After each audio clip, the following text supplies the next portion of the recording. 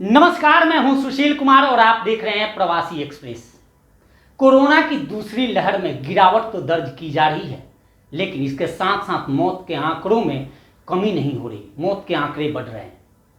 बेशक से दूसरी लहर में गिरावट हो रही हो, लेकिन इसके कोरोना के साथ साथ कोरोना के जो नए वेरिएंट हैं उसकी भी वो बीमारियां हावी होना शुरू कर दी हैं।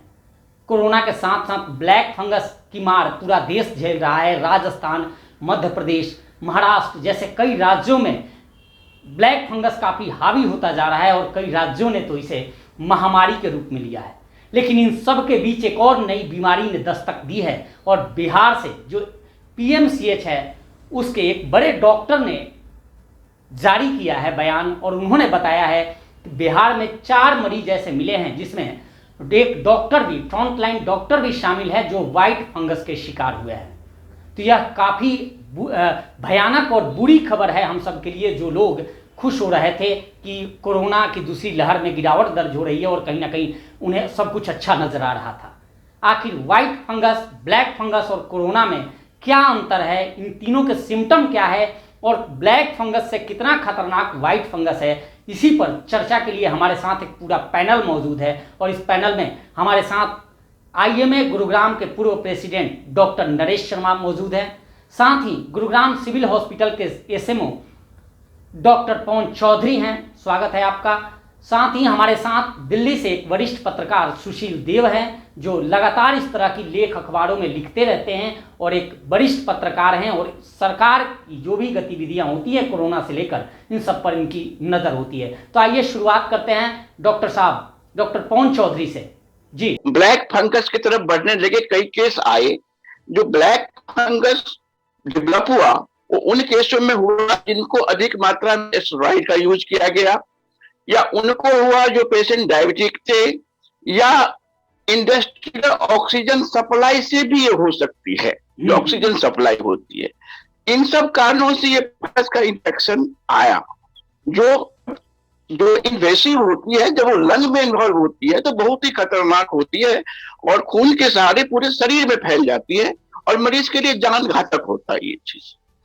व्हाइट फंगस अभी जी जी जी सर, व्हाइट फंगस अभी तक इधर कोई ऐसी लक्षण वाले हमारे गुड़गांव में अभी तक कुछ नहीं है। ब्लैक फंगस की भी उतनी ज्यादा केसेस नहीं है, लेकिन दस्तक दे रही है। डॉक्टर साहब शर्मा जी, कोरोना की दूसरी लहर में गिरावट तो आ रही है, लेकिन ब्लैक फंगस और अब व्हाइट फंगस की दस्तक किस रूप में देख रहे हैं? सुशील जी, निसंदेह जिस तरह से कोरोना की ये सेकंड वेव शुरू हुई थी, बहुत भयानक और विभत्स ये लहर आई थी और देश में इसके लिए चाहे हम किसी भी स्तर की बात करें, हम कोई भी तैयार नहीं थे। चाहे हम गवर्नमेंट स्तर की बात करें, हेल्थ सेक्टर की बात करें, एडमिनिस्ट्रेशन की बात करें, पर फॉर्चुनेटली अब ये वेव फ्लैटन होके अब ये कर्व डाउन जा रहा है। और दूसरी बात जो इसके साथ साथ आपने अभी ये ब्लैक फंगस, व्हाइट फंगस का जिक्र किया, देखिए ये दोनों के बारे में बताना चाहूंगा।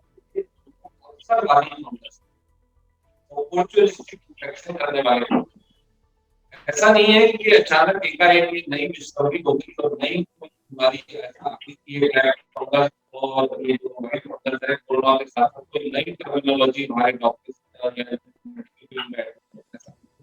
आवाज में क्लैरिटी नहीं है, आवाज कट रही है आपकी डॉक्टर साहब।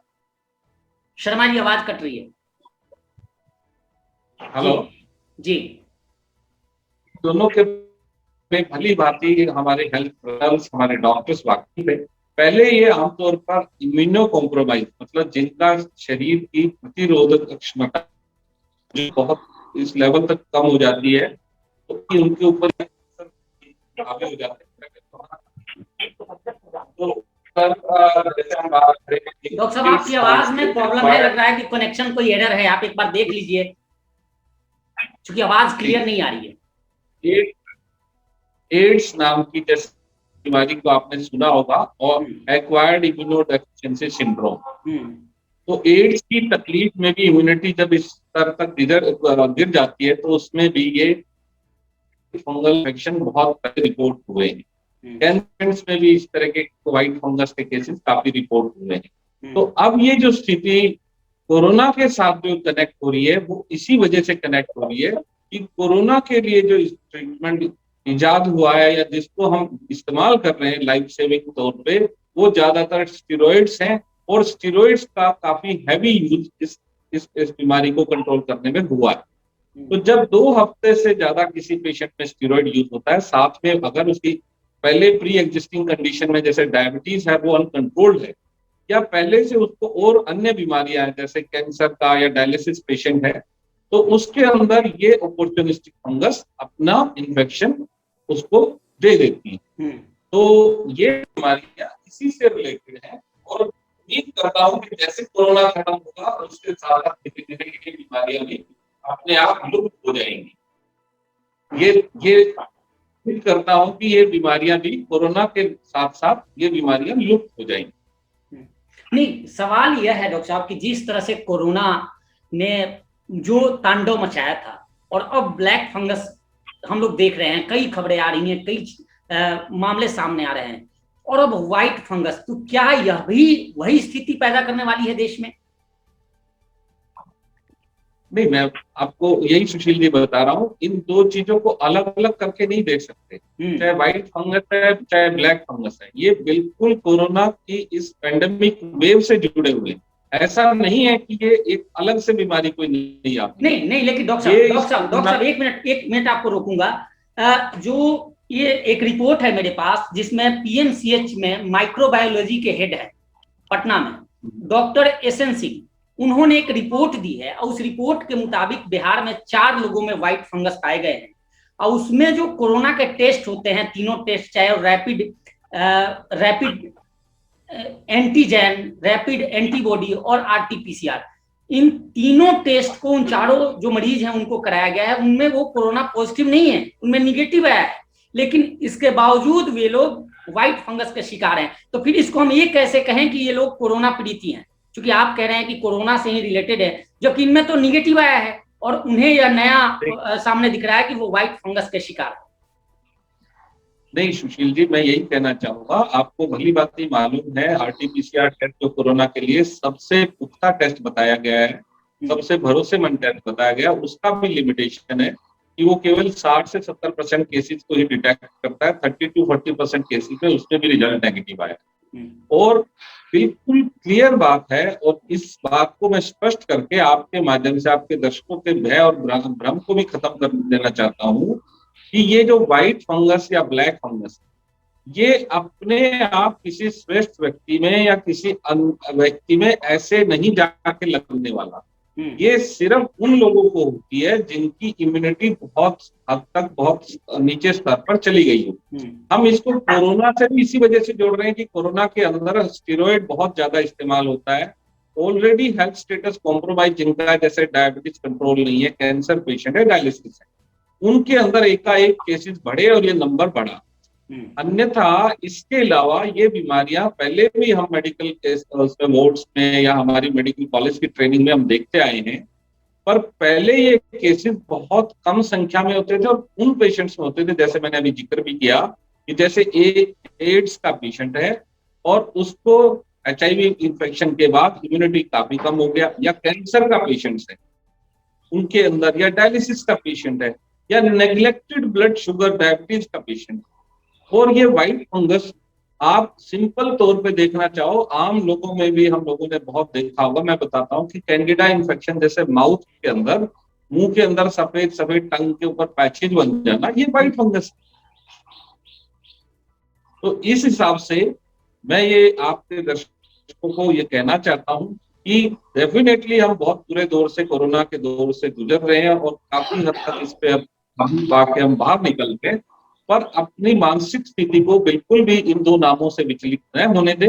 ये उन्हीं लोगों को प्रभावित कर रही है जिनकी इम्यूनिटी सप्रेस्ड है। एक सवाल ये है, आप दोनों डॉक्टर साहब हैं, आप दोनों लोगों से, कि क्या जिस तरह से कोरोना ने तांडव मचाया, क्या यह संभव है कि यह भी जो व्हाइट फंगस है, ब्लैक फंगस है, उससे ज्यादा घातक, क्योंकि कई राज्यों ने इसे महामारी के रूप में लिया है और घोषित भी किया है?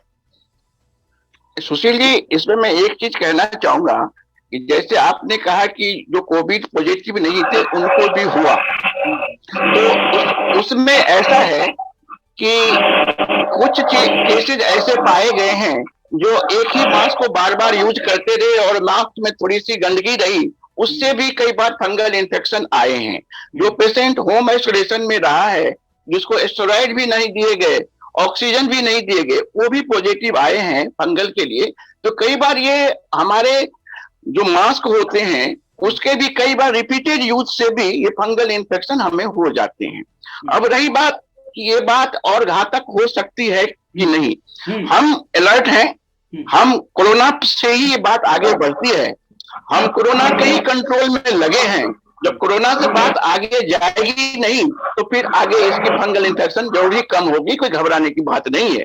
जो कोरोना है बहुत हद तक हमने कंट्रोल किया है, जो हालत थी आगे भी सरकार की पूरी तरह से सहयोग है और हम जल्दी इस पे भी काबू पा लें। जी सुशील देव जी, आप क्या देश ने जो चीज देखा है अभी आज से 1 महीने पहले, 1 महीने के दौरान, क्या इन ब्लैक फंगस और व्हाइट फंगस को देखते हुए आपको क्या वही भयावह स्थिति नजर आ रही है? निश्चित रूप से ऐसा लगता है कि जो कोरोना की दूसरी लहर चली उसके बाद ये ब्लैक फंगस, व्हाइट फंगस का मामला आया है। ये मैं आपको बताऊं कि 2-4 महीने पहले जब कोरोना की लहर, दूसरी लहर बहुत बलवती नहीं हुई थी, उस समय भी कुछ केसेस आए जिससे हम लोगों ने बहुत आश्चर्य से इसको देखा कि अरे ऐसा शायद नहीं हो सकता। लेकिन कोरोना की दूसरी लहर में ये ब्लैक फंगस की शिकायतें कई जगह से मिल रही है, कई स्टेट से मिल रही है और ये बहुत ही भयावह है। मैं ये कहना चाह रहा था कि जब कोरोना को लेकर तैयारियां की जा रही होंगी और जब ये खबर आई कि ये अलग अलग वेरिएंट में कोरोना अलग अलग रूपों में देखे जा रहे हैं, तो इसको लेकर मेडिकल स्तर पर गंभीरता क्यों नहीं बरती गई, इससे क्यों नहीं चिंता करी गई? तो मुझे लगता है कि ये बहुत ही भयावह है, ये ब्लैक फंगस, और ये तेजी से फैल रहा है, ये चिंता का विषय है। अभी अभी एक खबर आई थी एम्स में 100 से ऊपर मरीज भर्ती हो चुके हैं। तो ये बहुत बड़ी चिंता का विषय है कि इसको कैसे रोका जाना चाहिए और क्या ये, जैसा कि अभी डॉक्टर साहब बता रहे थे हमारे पैनलिस्ट, कि ये कोरोना के बाद होने वाली बीमारी है। ऐसा लगता है कि नहीं, कोरोना से कुछ अलग तो नहीं है ये, तो ये इस पे चिंतन करने की आवश्यकता। आप डायरेक्ट सवाल कर सकते हैं डॉक्टर साहब से। डॉक्टर साहब से मैं सवाल करना चाहूंगा कि जो सिम्टम आपको मिल रहे हैं, क्या ये कोरोना से क्या अलग करते हैं, इसको किस तरह से अलग करते हैं? बिल्कुल, ब्लैक फंगस और व्हाइट फंगस के जो लक्षण हैं वो कोरोना से किस तरह डिफर करते हैं? जी जी जी शर्मा जी। सुशील जी, सवाल मेरे से है डॉक्टर साहब से? आप शर्मा जी पहले बताएं, फिर डॉक्टर साहब से लेंगे। शर्मा जी से।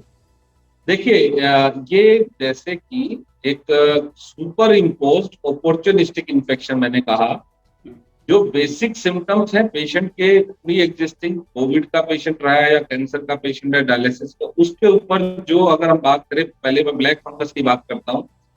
तो ब्लैक फंगस की पहली चीज हमें ये समझनी है कि ये कहाँ से शरीर के अंदर प्रवेश करता है, सिम्टम्स भी वहीं से इसके आते हैं। तो इसका जो प्रवेश हमारे शरीर में होता है वो हमारे नाक के रास्ते, मुंह के रास्ते होता है। और जैसे डॉक्टर साहब अभी बता रहे थे कि कई बार जो कंटामिनेटेड, हमारे जो दूषित हमारे मास्क होते हैं, उसके जरिए फंगस का प्रवेश होता है। और आजकल सिलेंडर्स भी अनाप शनाप जगह से उठा के, जैसे इंडस्ट्रियल ऑक्सीजन का प्रयोग हो रहा है, तो वो एक सोर्स है। तो जैसे ये हमारे मुंह के अंदर, नाक के अंदर प्रवेश करता है, और नाक के दोनों तरफ हमारे साइनसेस होते हैं, उसके अंदर ये अपनी ग्रोथ करता है और फिर इसका ऊपर आईज की तरफ और ब्रेन की तरफ ये फंगस जाता है। तो उसी प्रकार से इस पे जो सिम्टम्स होते हैं, पहले जो नाक के आसपास जो हमारे गाल का जो पोर्शन होता है, वहां पे पेन होना, रेडनेस आना, नाक के रास्ते हल्का रेड कलर का या ब्लैकिश रेड कलर का डिस्चार्ज होना, आंख के ऊपर दर्द महसूस करना या एक साइड में सिर का दर्द रहना, ये इस तरह के लक्षण इसमें ब्लैक फंगस में आ सकते हैं।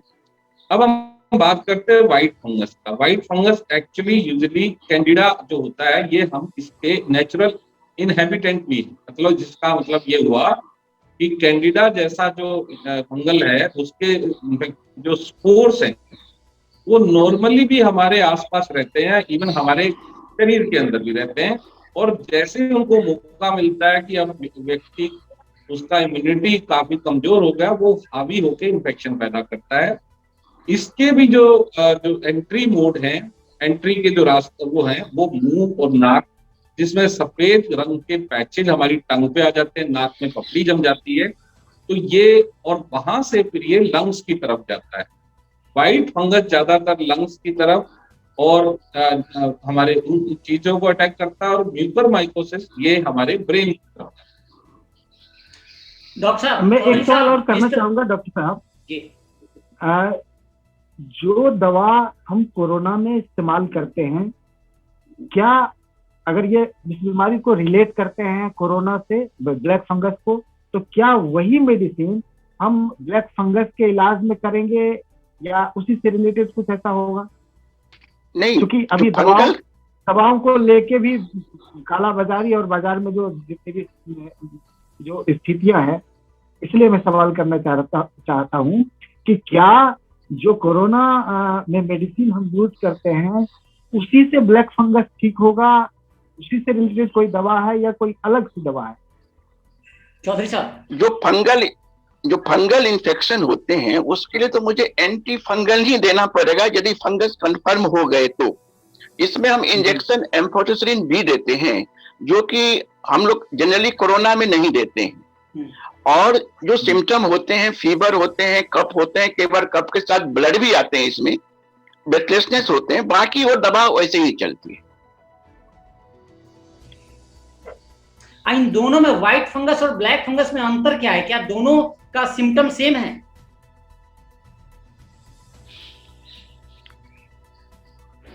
एक्चुअली सिम्टम सेम ही दोनों में होते हैं।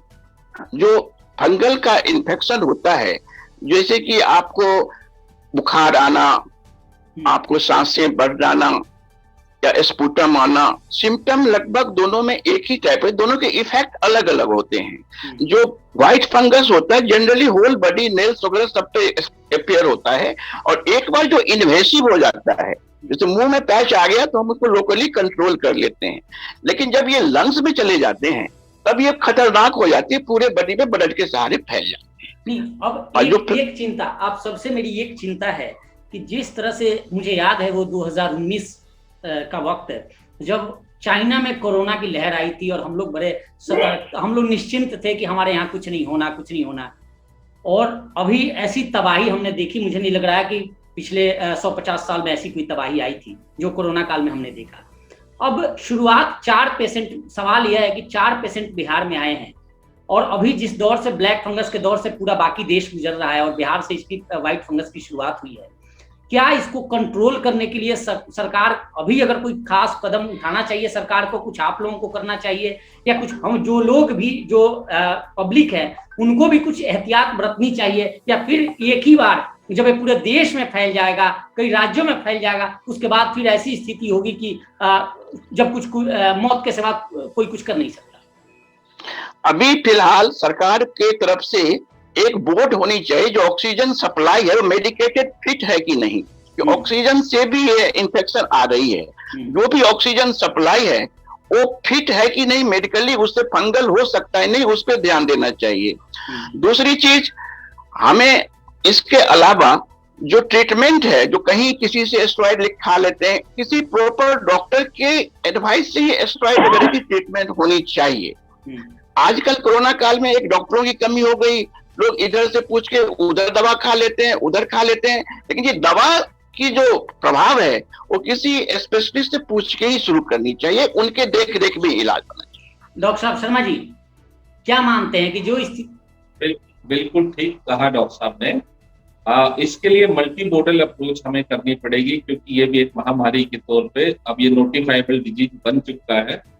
तो देखिए, सबसे पहली बात तो बिल्कुल यही है कि हमें जो ये व्हाट्सएप पे या उस पे जो कॉपी पेस्ट का ट्रीटमेंट चल रहा है कि तुम्हें किस चीज से आराम मिला, मुझे इससे आराम मिला, और अनफॉर्चुनेटली उसमें क्या हो जा रहा है कि जैसे हम डॉक्टर्स बोलते हैं कि स्टेरॉइड को 6-7 डे से पहले इस्तेमाल नहीं करना चाहिए, 6-7वें दिन से पहले इस्तेमाल नहीं करना चाहिए, उस डॉक्यूमेंट को देख के हर आदमी पहले दिन बुखार आया, दूसरे दिन उसने स्टेरॉइड शुरू कर दिया। और इससे सुशील जी क्या हो जा रहा है, इम्यूनिटी तो उसका सप्रेस हो ही रहा है शुरुआत में, क्योंकि शुरू में वायरस से हमारी इम्यूनिटी फाइट करती है, तो शुरू में ही लेने से इम्यूनिटी बढ़ी रही है, वायरस लोड भी उस पेशेंट का बहुत ज्यादा बढ़ रहा है और वो बीमारी अपने आप में ज्यादा बढ़ा के लेके आ रहा है। तो इस तरह की चीजों को हमें डिस्करेज करना है। लास्ट में आप क्या कहेंगे कि बिल्कुल लोगों को सतर्क रहने की जरूरत है और खतरा अभी टला नहीं है, खतरा सिर पे, कोरोना की दूसरी लहर में गिरावट तो हो रही है लेकिन बाकी जो है वो फिर सिर पे चढ़ने वाले हैं, तांडव मचाने वाले हैं। लास्ट में सुशील जी मेरी तरफ से जी डॉक्टर साहब, चौधरी साहब, हाँ, मेरे तरफ से तो यही कहूंगा कि prevention is the best cure. हमने इंजेक्शन लगा के भी कई डॉक्टरों को देखा, डबल डोज लगाने के बाद भी वो इन्फेक्टेड हुए, सारे ट्रीटमेंट के बाद, सारी पूरी व्यवस्था के बाद कई हमारे डॉक्टर नहीं बच पाए, जैसे के अग्रवाल जैसे लोग को भी हम नहीं बचा पाए। तो इस कंडीशन में मैं तो सबसे बेस्ट यही समझता हूँ आज के परिस्थिति में, prevention is better than cure. Social distancing, mask और सैनिटाइजर का यूज ही सबसे बड़ा इलाज है, उसके बाद हम आगे जो भी है हम लगे। जी डॉक्टर साहब, लास्ट क्या कहेंगे? इसी से जुड़ा हुआ मेरा सवाल यही था कि जैसे जिन लोगों ने 2 डोज ले लिया है, 2 इंजेक्शन लगवा लिए हैं, क्या उनका खतरा कम हो गया है या उनको भी उतना ही सतर्क रहने की जरूरत है जितना कि कोई बिना डोज लगवाए हुआ कोई व्यक्ति हो? जी चौधरी साहब। नहीं, उसमें ऐसा है कि मोस्ट ऑफ द केसेस में यही देखा है जिन्होंने डबल डोज लगाया है उनको इन्फेक्शन कम हुआ है, उनकी इम्यूनिटी बढ़ी है, इफेक्ट डाला है और उससे उतना असर नहीं हुआ है। फायदे बहुत है, अभी इम्यूनाइजेशन सबसे बड़ा उपाय है बचने का। बाकी कुछ केसेस में यदि कोई पहले से बीमारी होती, कुछ चीजें होती है उसके कारण डेथ हो जाती है, इंजेक्शन के बाद भी हो जाती है, जी हार्ट अटैक भी हो क्या जाती कहेंगे है। इस मामले में, इस पूरी बीमारी को लेकर? शर्मा जी। प्रश्न क्या है सुशील जी? ये है कि जिस तरह से कोरोना की दूसरी लहर जारी है और black fungus, white fungus Dastak दे रहे हैं, ब्लैक फंगस तो देश के कई हिस्सों में है, व्हाइट फंगस बिहार से जिसकी शुरुआत हुई है, कितना सतर्क रहने की जरूरत है और सरकार को क्या अलर्ट रहने की आवश्यकता है? देखिए, इसमें सतर्कता के लिए सबसे पहले वहीं से शुरू होती है। अब इसमें भी पैनिक ना करें, चीजों को समझें, अनावश्यक बगैर डॉक्टर की सलाह के ट्रीटमेंट ना लें, ऑक्सीजन का सोर्स इंश्योर करें, मेडिकल ऑक्सीजन हो। दूसरा, उसके अंदर एक ह्यूमिडिफायर। आवाज कट रही है आपकी, आवाज कट रही है सुशील जी। लास्ट में क्या कहेंगे आप? सर की आवाज कट रही थी। जी आगे सर, जल्दी बात खत्म करें, समय कम है। हाँ, ह्यूमिडिफायर डिस्टिल्ड वाटर का इस्तेमाल करें, टैप वाटर का इस्तेमाल ना करें और आप बिल्कुल अलर्ट रहें कि टंग को बार बार देखते रहें, क्लीन को माउथ क्लीनिंग करते रहें। अगर कहीं व्हाइट पैचेज या इस तरह का कोई निशान आता है तो तुरंत डॉक्टर को संपर्क करें। सुशील जी, आप तो कोरोना पॉजिटिव भी रहे हैं, पत्रकार भी हैं और सब कुछ देखते हैं, क्या कहेंगे लास्ट में? सरकार की भी आलोचना है, आप बहुत सारी लेख मैंने पढ़ी है। सरकार को इस समय दवाओं को लेके बहुत सजगता बरतनी चाहिए, खास करके जब कालाबाजारी हो रही है या मुनाफाखोरी हो रही है, इस पे लगाम लगाया जाना चाहिए। और अभी जैसे कि ब्लैक फंगस के बारे में सुना गया कि जैसे ही ये हल्ला हुआ कि ब्लैक फंगस कोई नई बीमारी आ गई है तो उससे रिलेटेड जो भी दवाएं थी उसकी कालाबाजारी बढ़ गई। ये बहुत ही निंदनीय बात है और इससे सरकार को बहुत सतर्कता से काम लेना चाहिए। दिल्ली सरकार ने अभी एक खबर मिली है कि 1 लाख जो है दवाएं जो है मांगी है विभिन्न कंपनियों से ब्लैक फंगस के लिए जी। और ये मैं यही कहूंगा कि जो कालाबाजारी है दवाओं को लेके और जो मुनाफाखोरी है, इस पे जरूर लगाम लगना चाहिए।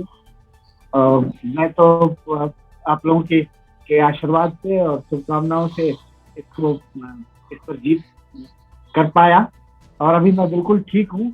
दूसरी डोज की दवा भी ले ली है, इंजेक्शन भी लगवा लिया है, लेकिन डर रहता है कि कहीं इस तरह की बीमारी, जैसा कि अभी हाल में बताया गया कि 10 मीटर से भी कोरोना 10 मीटर की दूरी से भी आपको प्रभावित कर सकता है। तो किस रूप में कहाँ क्या आ रहा है, ये बिल्कुल बिल्कुल डर का बिल्कुल वातावरण है, भय एयर का सेल में है वातावरण कोरोना, लेकिन कोरोना से भी ज्यादा खतरनाक अभी ब्लैक फंगस और व्हाइट फंगस की चर्चा है। और हमें हमारी जो सोच थी और कहीं ना कहीं जो डर था, जिसको लेकर यह पूरा पैनल आप सबको आमंत्रित किया गया था कि व्हाइट फंगस की जो शुरुआत बिहार से हुई है, निश्चित तौर पे समय रहते अगर इस पर अंकुश नहीं लगाया गया और सरकार को खुश, या हम सबको खुश होने की जरूरत नहीं है कि दूसरी लहर कम हो रही है, अभी तीसरी लहर की भी कोरोना की चर्चा हो रही है आने की, और उसके साथ ही नए वेरिएंट के रूप में ब्लैक फंगस और व्हाइट फंगस भी आ रहे हैं। इसलिए अभी भी खतरा टला नहीं है, सतर्क रहने की जरूरत है और सरकार को भी काफी सख्त रहने की आवश्यकता है, क्योंकि